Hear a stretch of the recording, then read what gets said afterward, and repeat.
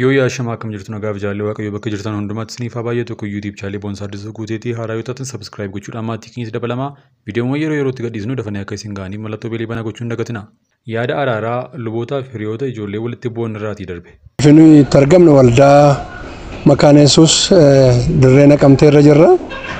Ganamaa kaasnee waaqayyoon kadhannee rakkoo buloota keenya gidduu inseenee fi caalaa akkasumas abiree gidduu jiru namoonni amma na baay'annuuf lubi dastaan anis lafitti argamnetti teenyee erga mari'annee booddee rakkoo yeroo darbe miidiyaa irratti waa isaaniitiif namoonni baay'een yaada laattanii sheer gochaa koomenti gochaa turtanii rakkoon isaan gidduutti uumame bal'inaan erga teenyee akka dubbii waaqayyootti ilaallee booddee dubbii isaan gidduu jiru hundeedhaa buqqisnee waan ganneef kana booddee inseeniif caalaaniif Abrahaam hojii kamiiniyyuu kallattii kamiinuu wal gargaaranii kan hojjetan ta'uu isaanii erga nuu mirkaneessanii booddee dhimmi isaan gidduu jiru araaraa waan xumurameef kana booddee haasaan jiru hundumtuu hojii ogummaa isaaniitiif beekumsa qabaniin tajaajila qaban kennuurraa ala gama lachuutiin iyyuu walirratti akkan dubbanne nu gidduutti waadaa galanii namni kana booddee araara kana booddee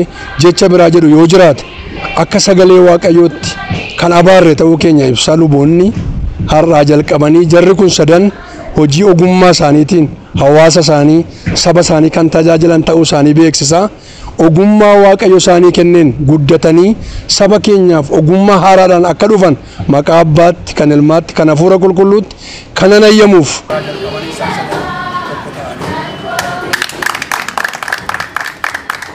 Akkuma beekamu yeroo darbee diraamaa siitkoomii Bashkadaa jedhu irratti miidiyaa egeree wajjin wal hubachuu dadhabuun rakkinni uumamee ture. Kanaan wal qabatee inseenee dhibbaa Abiraam Guutamaa fi Caalaa Margaa gidduutti wal diddaan ta'uun isaanii yaadatama. Haaluma kanaan guyyaa irraa jechuun 4/11/2015 luboonni waldaa kiristaanaa fi hiriyoonni ijoollee kanaa wal duukaa ta'uudhaan rakkina isaanii erga adda baasnee booda rakkoo isaan gidduu jiru hundeerraa furuun walitti araarsinee jirra. Akkuma kanaa wal dhabdeen inseenee fi egeree miidiyaa gidduu ture irratti haasa'amuun karaa jaarsolii yaadii furmaataa kaa'amee jira.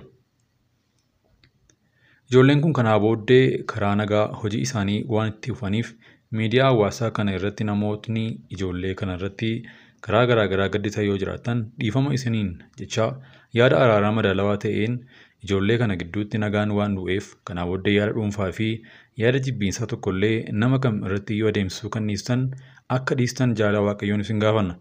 Ijoolleen kun kana booddee isa kaleessaa caalaatti jaalalaan ogummaa isaaniin hawaasa isaanii tajaajiluudhaaf nu fuulduratti waadaa waan galaniif kana beektanii yaada qajeelaan akka isaan simattan fi jajabeessan isiniin jenna. Luboota waldaa kiristaanaa fi hiriyoota isaaniirra. Lallabaan daandii Ameerikaa tokko taateewwan piraayidii kaantaabeerii keessatti raawwataman irratti kitaaba Roomaa irraa erga lallabee booda qabamee hidhame. Riyaan Skaayiifoo jalqaba baatii kanaa yeroo achi dhaqee daandii irratti lallabuuf taateewwan piraayidii magaalattii keessatti raawwatamaa akka jiran hin beeku ture. Innis akka Kiristiyaan Poostitti himetti erga inni macaafa Roomaa boqonnaa 1:18-32 irraa lallabuu jalqabee booda qondaalli yookaan poolisiin biyya sanaa 5 bakka sana ga'aniiru jedhe. Kutaa sana keessatti ergamaan Phaawulos dhiirotaa fi dubartoota cubbamoota wal quunnamtii saalaa uumamaan kan uumamaa ala ta'een wal jijjiiran irratti dubbata. Skaayiifoon sirna uummata jibbaan wal qabatu cabsuu isaatiin to'annoo jala ooluu fi halkan tokkoof to'annoo jala ooluu isaa dubbatee jira.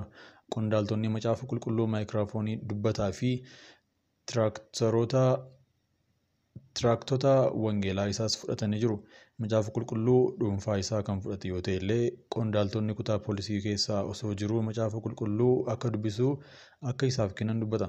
Dhugumatti kutaa koo keessa taa'een saa'ii tokko dura daandii irratti amma lallabe sana dubbiseen ture. Kunis akka hin hidhamu na taasisee jedha. Boodarraa Skaayiifoon guyyoota 90 gara magaalaa Kaanteeberii deebi'uu yookaan ji'a Juun hafee sagantaa piraayidii irratti hirmaachuu irraa akka of qusatu haal duree tokkoon gadhiifame. Ergasii poolisiin tarkaanfii dabalataa akka hin fudhanneef Skaayiifoon beeksisee jira. Kitaaba qulqulluu isaa kan fudhatamee fi meeshaalee dhuunfaa isaa kan biroo akka deebi'u eegaa jira. Waggaa waggaan naannoo walakkaa UK daandii irratti lallabaa fi wangeela lallabuuf kan dabarsan Skaayiifoon biyyattiin kiristaanota ortodoksii irratti diinummaa guddaa qabaachaa akka jirtu akka amanuu The Christian Post himee jira.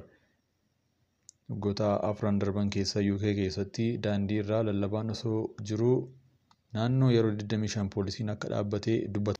Hordoftoonni amantaa Ortodoksii Tawaahidoo godinaalee Oromiyaa adda addaa warraaqsa amantaa ka'ee jiru laaffisuuf tarsiimoo addaan qoodanii diiguu Sinodoosiin Itoophiyaa fayyadamaa jiru Oromiyaa keessatti hin milkaa'uu jedhan. Miseensa Koree Sinodoosii Oromiyaaf sablamootaa kan ta'e maddii OMN tokko akka jedhutti Sinodoosiin Itoophiyaa warraaqsa Oromiyaa keessatti ka'ee busheessuuf abboota amantichaa warreen gaaffii uummataa qabatanii adeemaa turan gargar qoqqooduuf tarsiimoo qoqqoodii baafatee hojjechaa jira. Shiraa fi xaxaan kun nu gowwoomsuu hin qabu kan jedhu barsiisaan amantaa kun abbootni amantaa akka hordoftootni amantaa Ortodoksii Tawaahidoo Oromiyaa kaayyoo keenya waliin jiran hubachuun waan kaaniif milkeessituu nurra jira jechuun dubbate. Rakkoo mana amantaa Ortodoksii Tawaahidoo Itoophiyaa keessatti waggoota hedduuf uumamaa tureef sababni loogii sabummaa fi jibba sabummaati jechuun ijoota muraasa dura abbootni amantaa sadii jechuunis Abuna Saawuroos, Abuna Awusxaanxiyoos, Abuna Zeenaa Maarqos waliin ta'uudhaan miidiyaaleef ibsa kennaniin dubbatan. Abbootni amantaa kunneen sadanis rakkoo kana maqsuuf abboota haaraa 25 Phaaphaasota taasisanii muudanii turan. Abbootni haaraa 25 Phaaphaasummaan muudaman kunneen kutaalee lallabaa godinaalee Oromiyaa adda addaatti simannaan taasifamuu fi hordoftoota amantichaa irraas deeggarsa addaa argatanii jiru. Hordoftoonni amantaa Ortodoksii Tawaahidoo Oromiyaas rakkoon bara dheeraaf mana amantichaa keessa ture jibbi sabummaa fi loogiin sabummaa akkasumas dhiibbaan afaan dhalootarra jiru ni furama jechuun abdii godhatanii akka turan yeroo adda addaatti dubbatanii turani.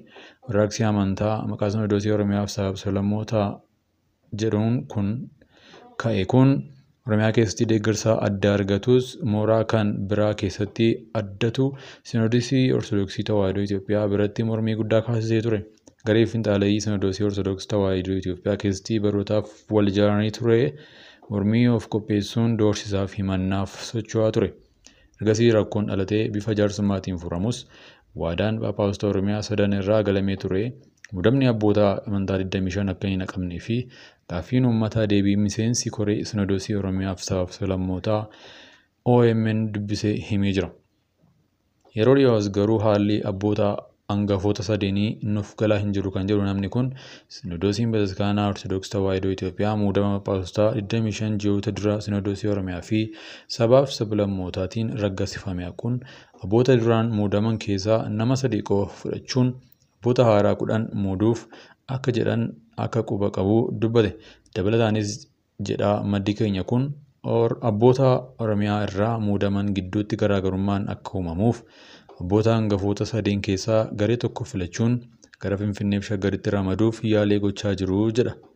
Shiraa fi xaxaan kun hundi ammaaf tarsiimoo qoqqooddii ta'us muuxannoo kanaan dura jirurraa yoo ilaallee hanga lubbuu abboota keenyaa deemuu mala sodaa jedhullee qabnaa jedha. Shiraa fi xaxaan kun nu gowwoomsuu hin qabu kan jedhu barsiisaan amantaa kun abbootni amantaa akka hordoftoonni amantaa Ortodoksii Oromiyaa kaayyoo keenya waliin jiran hubachuun waan kaaniif milkeessituu nurra jira jedha. Abboota keessaa qaamni harca'u jiraatus warreen hafan humna haaraa dabalachuun hawaasa waliin warraaqsa eegalame kana ni milkaneessina jedhee jira barsiisaan amantaa kun. Jaallan qabsoo hafuurawaa tajaajila afaan Oromoo mana amantaa Ortodoksii Duwwaa Lamaa barsiisaa Biraanuu Mokonnin Diina Lamuu Caalaa Andinet Kabbadaa Balleessaa tokko malee qabamanii hidhamanii jiru. Yommuu qabaman mana amantaa isaaniitti eenyummaa isaaniif falmachaa fi gaaffii seeraa gaafachaa iyyuu turani. Poolisiin ijoollee kana yookaan mana murtiitti dhiyeessuu yookaan ammoo gadaa dhiisu. Waaqni ergamaa isaa ergee qulqulluu Phexrosiin mana hidhaatii baasee isaanis yaa baasu. Maddii mana lubummaa Shawaa Lixaati. Jabaan Waaqa.